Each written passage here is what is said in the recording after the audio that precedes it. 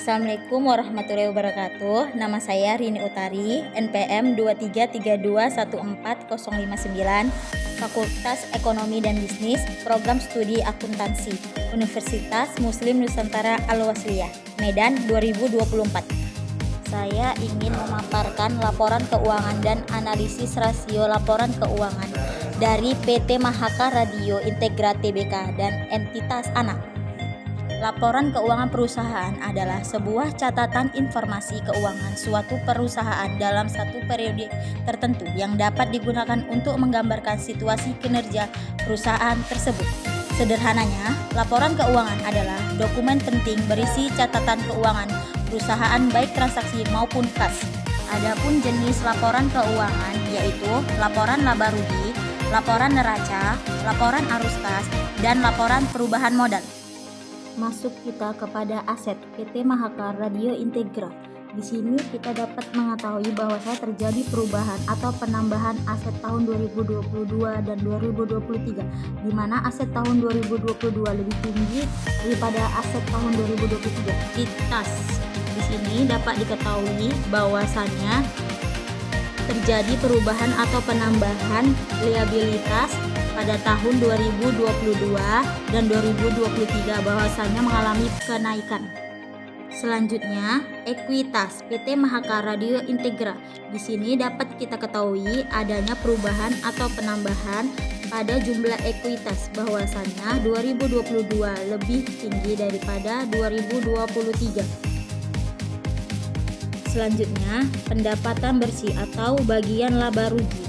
Di sini dapat kita ketahui bahwasannya PT Mahaka Radio Integra mengalami penurunan karena 2022 lebih tinggi daripada tahun 2023. Masuk kita kepada arus kas PT Mahaka Radio Integra. Di sini dapat kita ketahui bahwasannya tahun 2022 lebih tinggi daripada tahun 2023. Saldo awal, kita dapat mengetahui bahwa PT Mahaka Radio Integra ini saldo awalnya dari tahun 2021 sampai tahun 2023 kita dapat ketahui bahwasannya dapat keuntungan yang menurun. Masuklah kita ke analisis laporan keuangan. Saya ingin menerangkan rasio likuiditas. Rasio likuiditas adalah rasio lancar, yang mana rumusnya aktiva lancar per utang lancar kali 100%. Di sini dapat kita ketahui hasilnya dari tahun 2022 dan tahun 2023. Current ratio merupakan perbandingan antara aset lancar dengan utang lancar. Rasio ini menunjukkan seberapa jauh tuntutan dari kreditor jangka pendek dipenuhi oleh aset yang diperkirakan menjadi uang tunai dalam periode yang sama dengan jatuh tempo utang.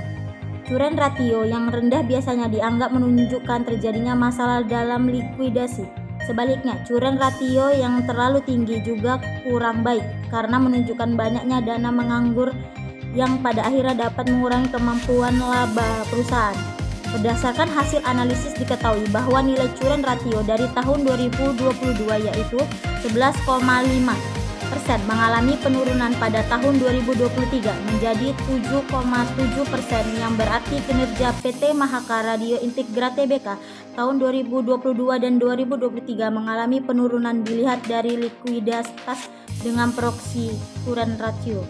Rasio manajemen hutang yang mempunyai rumus total utang per total aktiva kali 100%. Di sini dapat diketahui hasilnya tahun 2022 dan tahun 2023.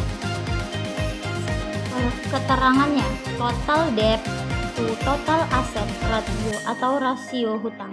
Ini menunjukkan sejauh mana hutang dapat ditutupi oleh aktiva. Semakin kecil rasionya semakin aman atau solvable.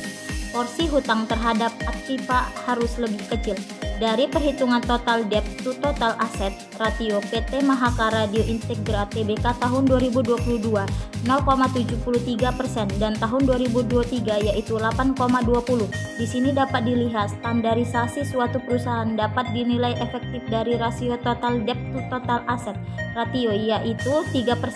Jadi hasil dari 22 dan 2023 memenuhi standar atau menunjukkan solvabilitas tinggi. Selanjutnya, rasio profitabilitas. Di sini, rasio pengambilan atas total aktiva atau ROA yang mempunyai rumus laba bersih per total aktiva kali 100%.